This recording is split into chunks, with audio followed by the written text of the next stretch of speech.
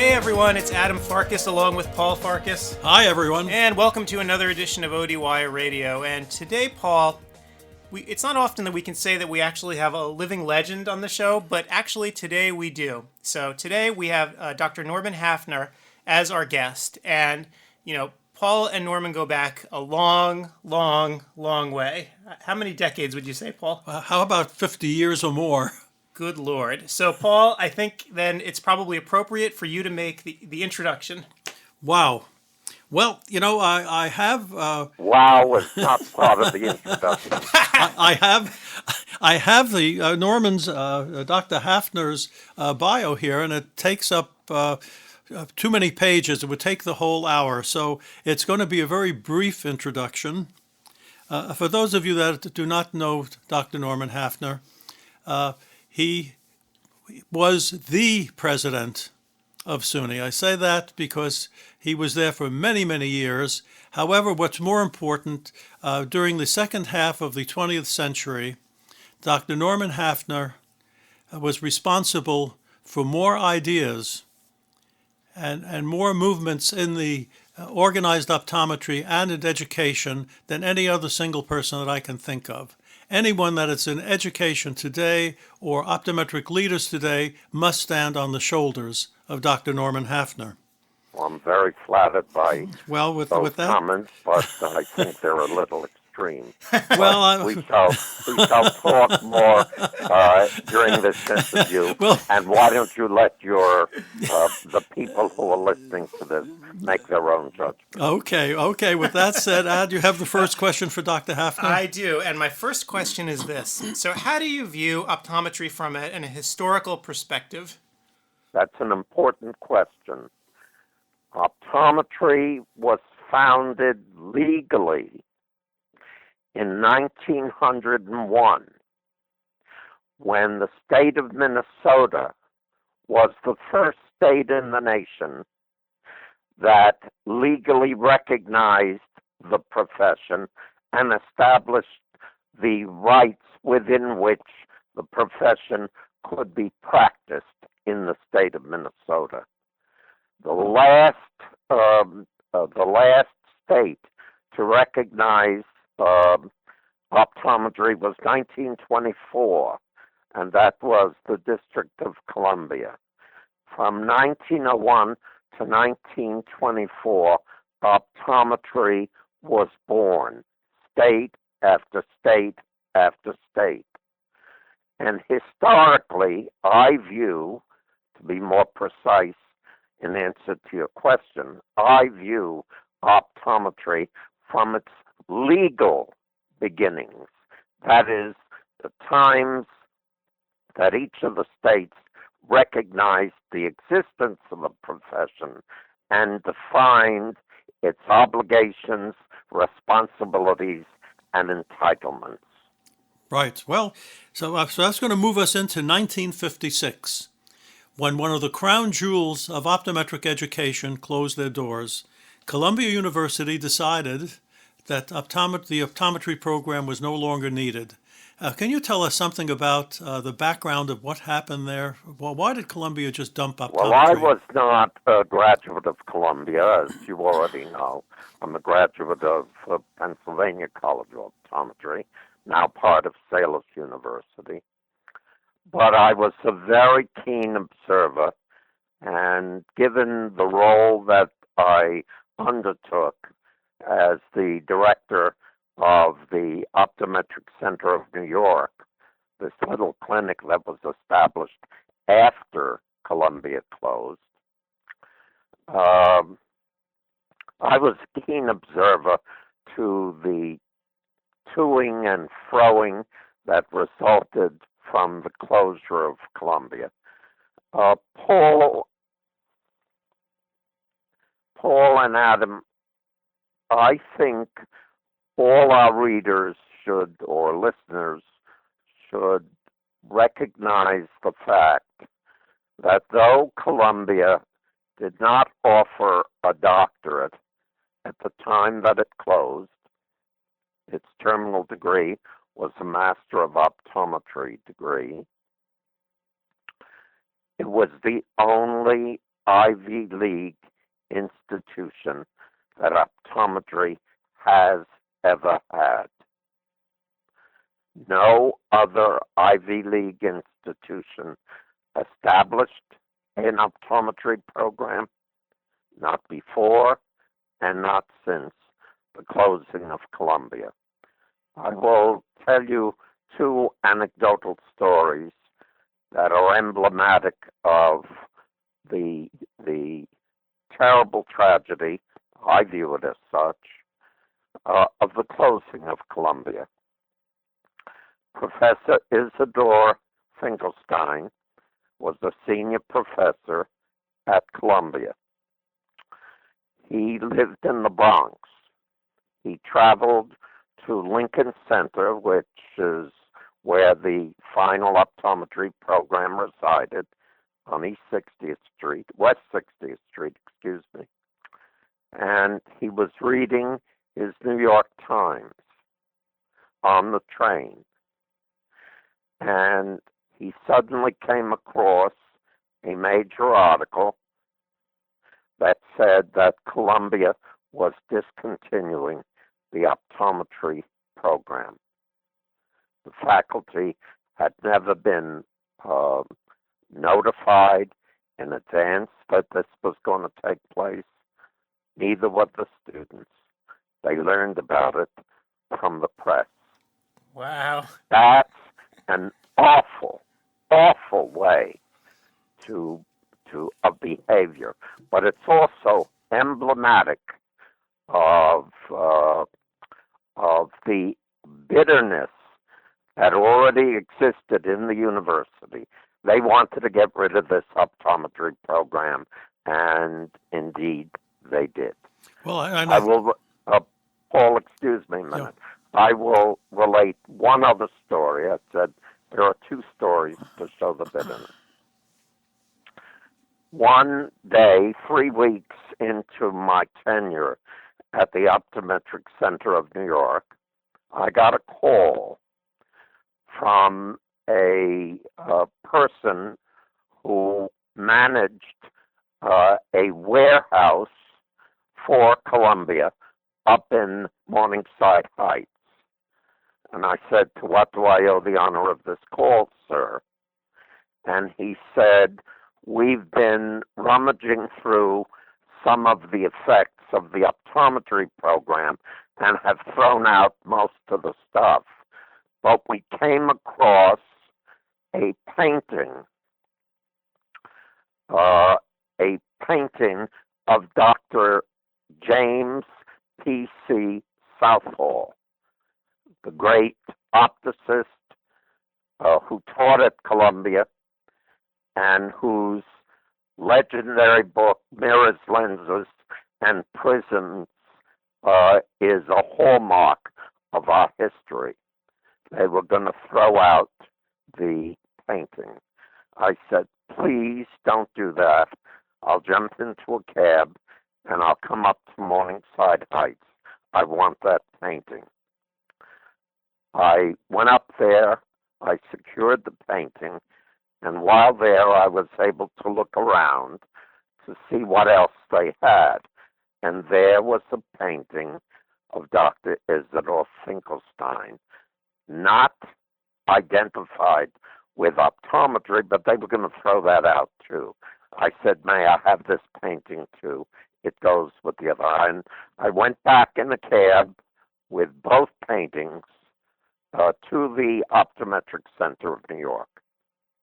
Both paintings still sit in the college. They hang on, I hope, respected and admired walls of the college. These are our forefathers. When I got back, and days later, I showed Finkelstein his painting, and this was a grown and mature man who broke down into tears. He said, I thought it was lost. I said, well, it was not lost, and it'll remain with the institution for a very, very long time. Yeah, speaking of the Optometric Center, it became the child of the optometry clinic at Columbia. I assume No. it did not? Okay. Let me clarify that for you. When Columbia announced that it was closing the program in June of 1956, a group of very interested optometrists, headed by Dr. William Feinblum, Dr.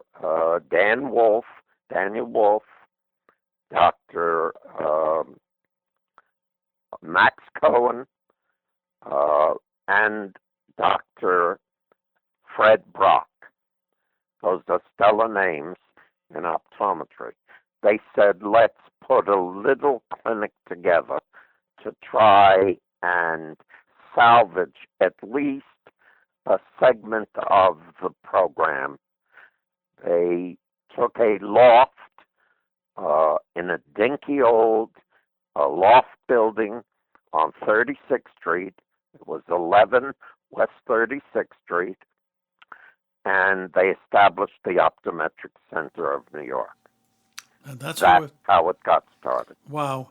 And then the Optometric Center stayed in existence until SUNY Optometry came into existence, I assume. Is that correct? When SUNY Optometry came into existence, when the college was founded by State University as a result of legislative authorization, the clinics were turned over to the college, and the name and charter of the Optometric Center of New York became the charter of the foundation for the college.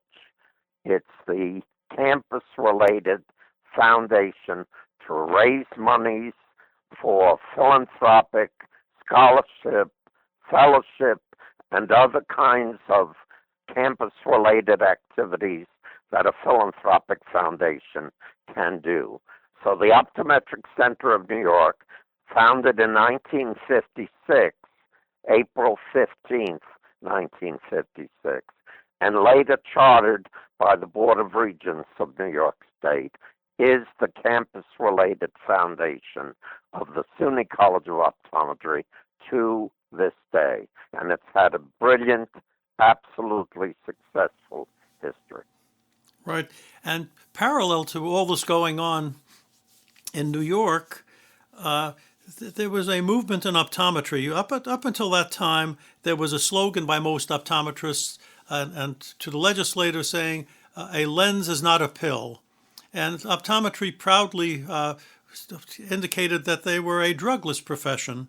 But some individuals in optometry felt that it was necessary to move on, and optometry as a doctoral program should have the use of therapeutic, diagnostic and therapeutic drugs.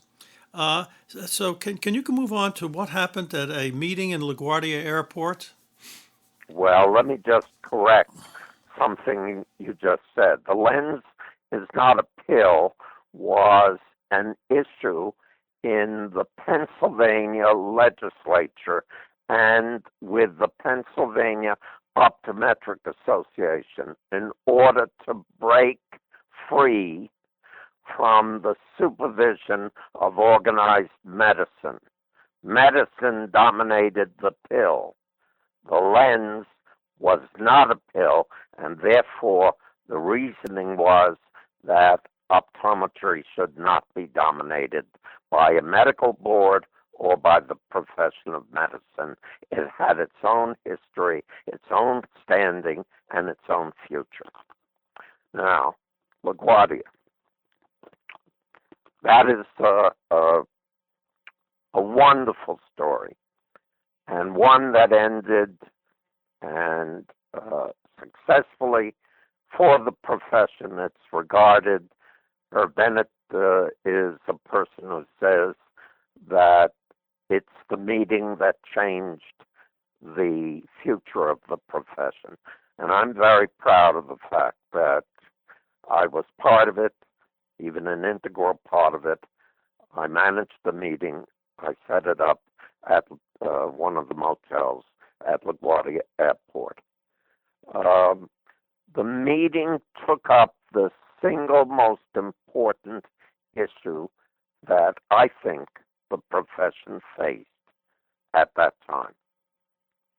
And that was, should the profession remain within the confines of its original legal jurisdictions, or should it expand and make use of diagnostic and even therapeutic drugs for the treatment of eye problems? And that, of course, would have meant a major expansion of the profession. But, Paul, let me make one observation, which I try to make all the time when I'm asked this question.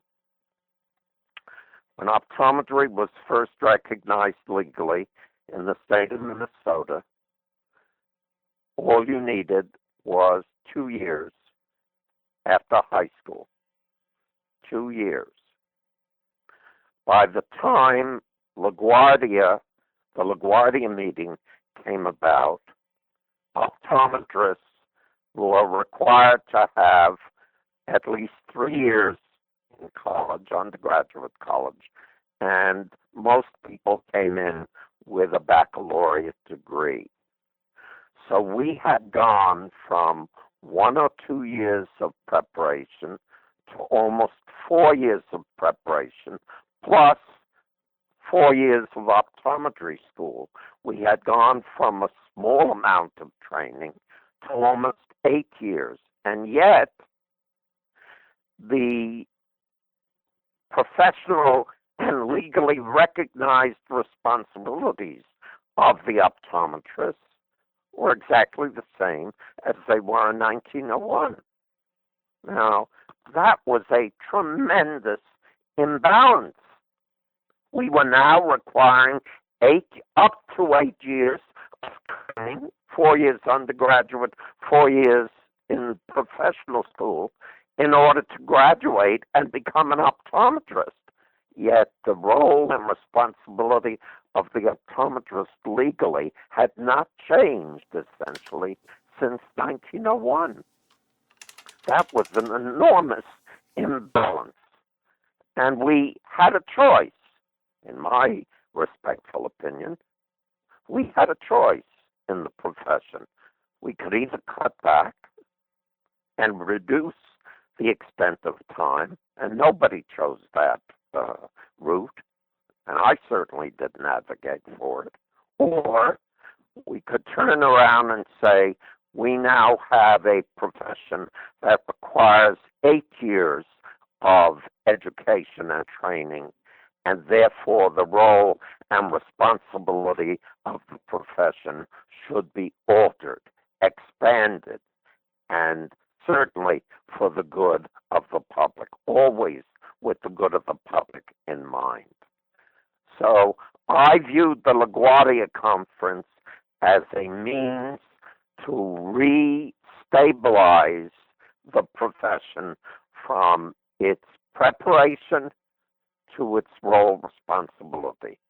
In a strange way, Paul, we're at the same precipice now. We can either move ahead or we're going to be stuck with what we have. And that, in my respectful opinion, is not stable or may not be stable. Now, we'll talk about that more. One of the challenges then and now is we had some individuals that felt strongly about a movement, and you had organized optometry. Were they happy about this meeting, or did they feel that this group was usurping their responsibility? I think that the last statement is true, that I think there were people within the AOA who were very hesitant to move in this direction. Optometrists were extremely successful, and everybody knew that moving in this direction would distress and disturbed the medical community, and it did. It certainly did. But it was necessary to do for the public's benefit and for our benefit. Nothing that we recommended, Paul, absolutely nothing that we recommended was not in the public interest. It was all in the public interest. Right. That's the way it was projected. That's the way it was sold to the profession. That's the way the legislatures throughout the country recognized and understood it. And we had an aggressive leadership, a leadership that was willing to take a chance. They weren't always interested in this antitrust fear. Was Harold Cohn the legal head at that time? Harold Cohen was still legal counsel to the AOA. Harold Cohen also was the legal counsel to the Optometric Center of New York. Yeah, and he was a tough I lawyer. knew Harold well and Yeah. admired and just adored the work that he did. He was, in many ways, my godfather, and I respect his memory. I delivered the eulogy. The family asked me to deliver the eulogy at his funeral, and that funeral was jam-packed with people who knew him, who respected him. They came in from all over the United States to attend that. And I delivered that eulogy. It's published somewhere by the NYSOA. You can look it up. Right. So, excuse me. So Norman, pushing forward into 2013, healthcare is at this point changing very rapidly. You have healthcare reform, so-called Obamacare. What sort of pressures do you see on optometry in the current healthcare landscape? Well, there's no question that we have two systems of change currently going on.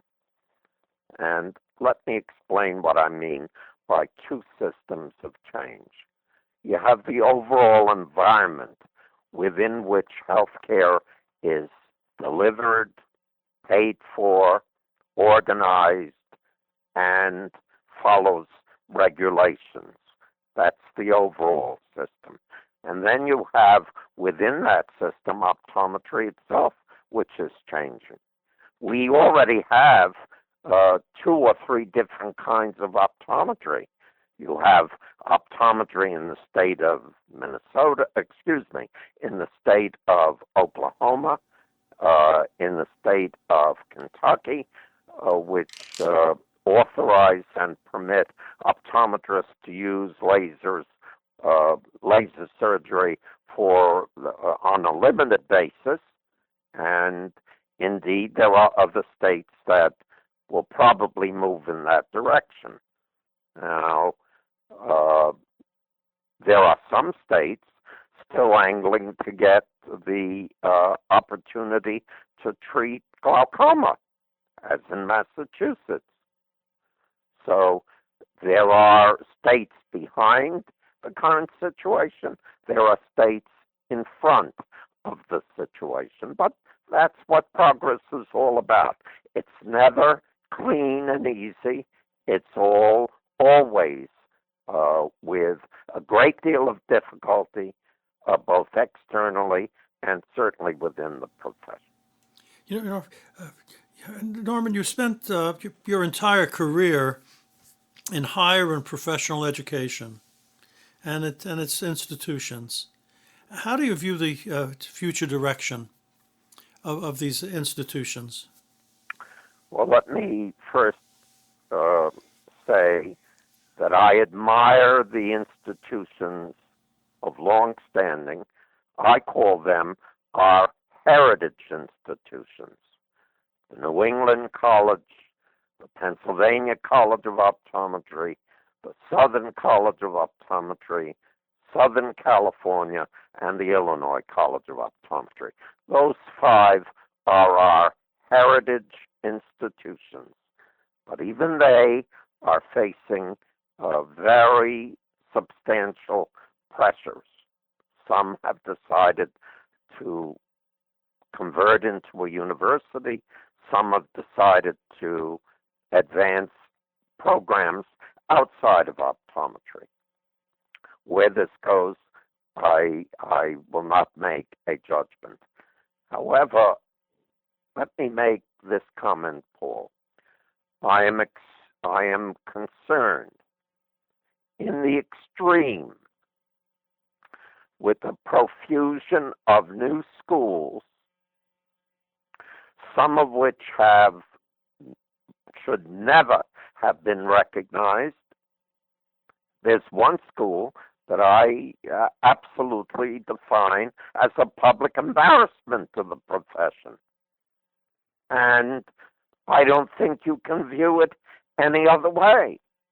Please understand that 3 institutions affiliated with academic osteopathic medicine have come forward with new schools.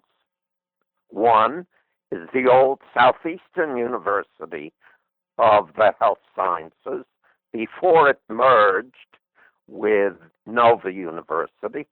That seems to be a well-established and properly functioning optometry program. We have the school at Western University of the Health Sciences in California, and that seems to be operating well, although it's a very new school. It's less than 5 years old. And we have the school in Arizona, which is sponsored by an osteopathic academic center out of Illinois, which, by the way, has also made rumblings that it's going to establish another school of optometry or another college of optometry in North Chicago. And that will be an interesting thing to watch, given the presence of the Illinois College of Optometry in South Chicago. So, osteopathy, academic osteopathy, has made quite a move in our profession. But you have this school that is being proposed in rural Virginia. You have this school that came about as part of a pharmacy university in Worcester, Massachusetts. You have the school that was established by a religiously related university, the University of the Incarnate Word. And those schools are, at best, fragile. What is being proposed is certainly more fragile. And come to the point, Paul, my greatest fear for academic optometry is that we're involved in a slow drift away from professional education and toward vocational education. And there's quite a difference. Right. Coming back, we could almost... And the optometrists who are listening to this program and the optometric leaders throughout the country, all of whom are my honored colleagues, had better understand the differences and wake up, because the drift toward vocational education is not in the public interest, and it's not in optometry's professional interest. So is there any lesson that we can learn from Columbia's closing that could be brought to bear on the excess of schools and the lack of new applicants? Wait a minute. You said excess of schools. We're still waiting for the AOA authorized workforce study. It's currently underway. I think it should have been done long before this, but at the moment we don't know whether we have a surplus of optometrists, whether we will project a surplus of optometrists with all these new schools, or whether we have a shortage of optometrists. I don't see a shortage. I tend to see a surplus. There will be, with the Affordable Care Act, more demand for services, and it's the demand curve that will have to be looked at very carefully. Let me give you an example there. The office handling the insurance side of the Affordable Care Act has said that that when insurance is offered for children up to the age of 18, that it must afford eye care, including eyeglasses and whatever treatment is indicated for children up to the age of 18. That's a very major step forward. Now, we need more and more people in the profession who are going to take care of children. We need an expansion in the clinics of the schools and colleges of optometry, further emphasizing children's eye care. After all, that's where our young students are going to get their training, their clinical training. As a matter of fact, I might go one step further and say the clinics of the schools and colleges of optometry, all of them need major expansion. Though they are very expensive to operate, but there are ways to do this, and with a broadened student base, you surely need a broadened clinical base in order to educate and train the future optometrists. And that brings us to the $64,000 question that we're debating now for the past 5 years about optometric board certification. So much has been written and debated about it. What are views on this particular subject? I have largely remained silent about it. I delivered the convocation address at commencement at the Ohio State University this past June. And in my convocation address, I said that it was my personal opinion that the board certification effort by the national organization would prove to be an historic blunder. I say that for 3 reasons. The first is that the American Board of Optometry equated incident to admitting people to its examination, 3 years of clinical practice with residency education. That is a fantasy, nothing less. A good residency education is an intensive, supervised clinical program to further advance the clinical skills of an existing, recently graduated optometrist. To do that demeaned the standing of residency education. That was a fundamental mistake. The second issue that troubles me with regard to this whole problem is that it has split the profession.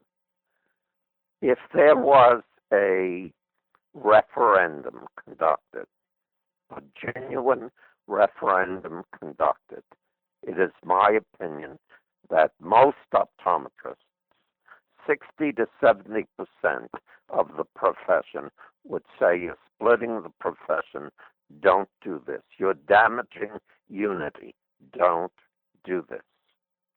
And the third issue that is of concern is the recent court case in the Federal District Court in California, which in effect said board certification means nothing. It means what you say it is, and it doesn't prevent any other group from coming forth and saying board certification. You can call yourself that if you wish. Now, the fourth and most important point here is the fact that board certification in the health science, in the health services, generally means a recognition of advanced standing because of specialization. You're board certified in one area, another area, and so on.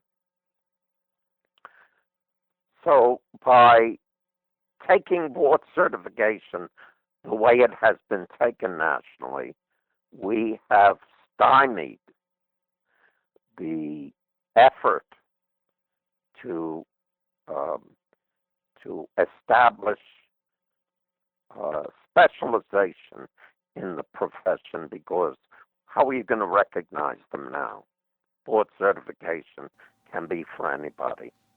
Right. The final point that I would make, it's simply a punctuation point, is that the VA system, the military health system, the U.S. Public Health Service, the Indian Health Service, they won't recognize and don't recognize board certification as the profession has projected it. I think it will prove to be, as I said at the Ohio State Convocation, will prove to be an historic blunder. Now, the bigger issue is not projecting it forward, but how do we creep out of this? Yeah. You know, Norman, people listening to this, I'm sure, are now standing up and applauding. Those of you that are driving your car, I don't hear anybody applaud. Well, I'm telling you, there's, and those of you that are listening on podcast, don't take your hands off the steering wheel to start applauding now. But many people feel exactly the way you do. But if you were a leader, or you are a leader, but if you had the responsibility of AOA leadership today, what's the single greatest concern that you have? I proposed 2 years ago. It's not well known, but it's known among the leadership of the AOA. And by the way, I honor the AOA. It's the only really national organization that we have, and it's the organization that has done so much good over the years in so many ways. And I honor that. I've been a member of the AOA from day one of my career, and I would never think of giving that up. That does not mean that I cannot criticize things that it does, and I have over the years. I am concerned and expressed myself 2 years ago in a special memorandum to the board through Dory Carlson, who was then the president of the AOA, and to Ron Hopping, who was then the president-elect, to create a commission,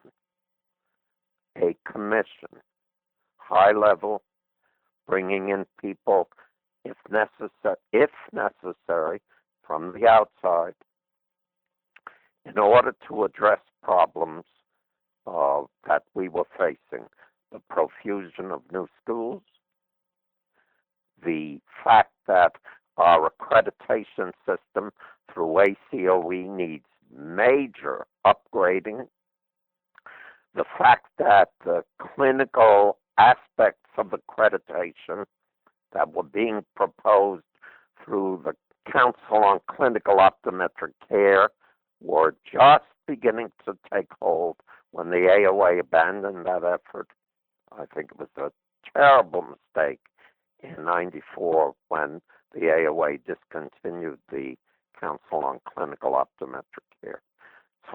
think there's a need for a new charter. I personally had gone to speak to people I know in the U.S. Department of Education, which recognizes the extent of the charter of all accrediting bodies. I think there was a major need to upgrade that.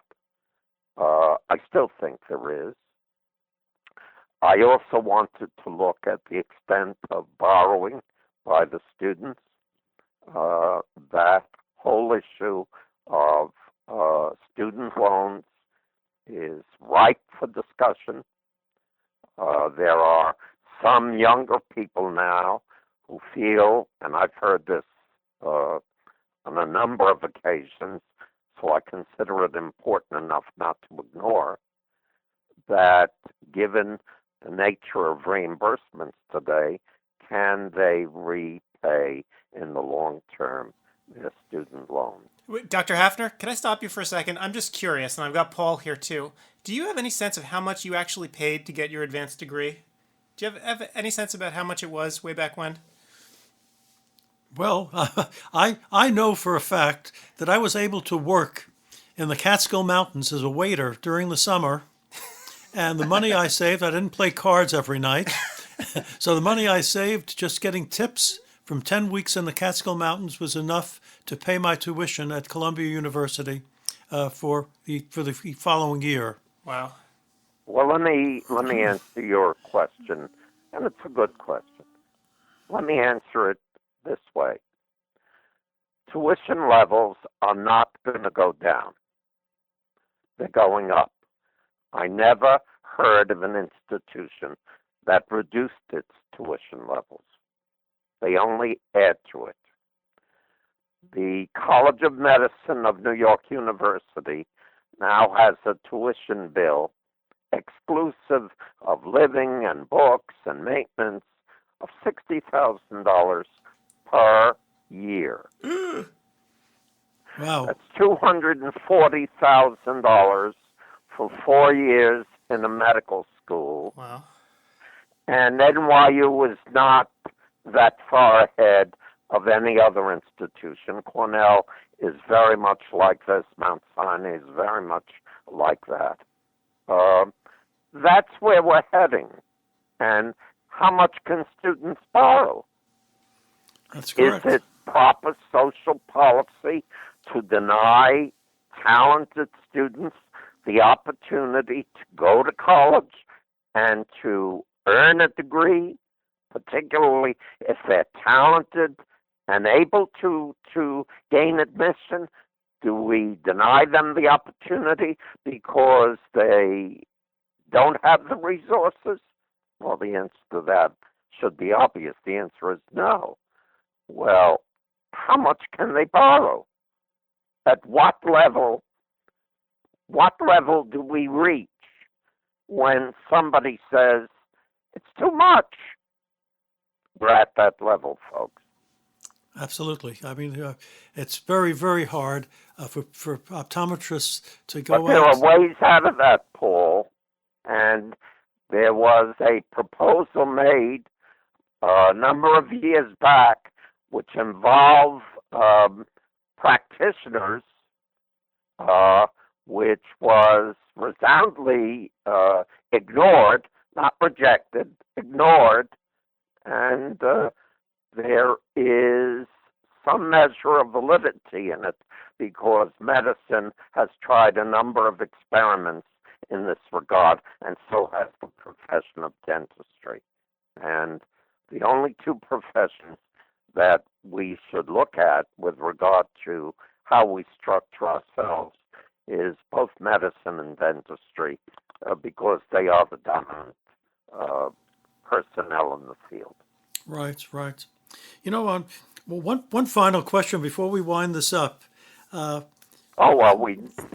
then you just got started? I was just getting started. Well, what's happened since you left the presidency of SUNY? What are you doing for fun? What have you devoted your time and energies to? Paul, you know that I can't sit still for very long. I'm a member of 5 boards of directors of major organizations in New York City.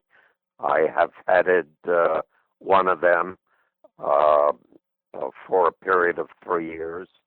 One is a major mental health, mental retardation, developmental disabilities agency, $100 million agency a year. It's a wonderful organization. The Institute for Community Living is its name. 3 years ago, I was elected to the board of the Orchestra of St. Luke's, which is our major chamber orchestra in New York City, and we operate out of Carnegie Hall, although we have our own offices and rehearsal studios. You know, I have always been interested in the arts, and it's a delight to be with those kinds of people interested in the arts and promoting the arts for people, for all people. So I've been kept busy. I'm doing some work for the New York Academy of Medicine. I'm the only optometrist, regrettably, that was accorded fellowship in the Academy of Medicine, 1984, and I serve on the School Health Committee and another committee of the Academy, and have tried to be helpful there. Well, let's not forget that you're still, we hope, remain active in optometry, and be a thorn in the side of those leaders that don't want to listen. I don't want to be a thorn in anybody's side. What I want to do is point out that there are other ways to approach problems, and that not all the wisdom comes from a single source. A very, very good thought. Okay, Ed, you want to finish up, please? So on that note, Dr. Haffner, thanks so much for spending the time with us today. And, you know, we're going to actually post this podcast right up on ODwire. And if you've never been there, Dr. Haffner, people will type in questions. They will come asking questions about this show. Well, then you'll answer them. I'll pass them on to you, however. But you better answer them correctly. I see. Or you will hear from me. Absolutely. Well, Dr. Haffner, thanks so much for being here today. Well, it's been a delight. Yes. And Paul, you've been a colleague of mine for so many years, and I honor the work that you've done in the profession. And I can't say how much I appreciate what you've done. And with that, we say so long. Be well.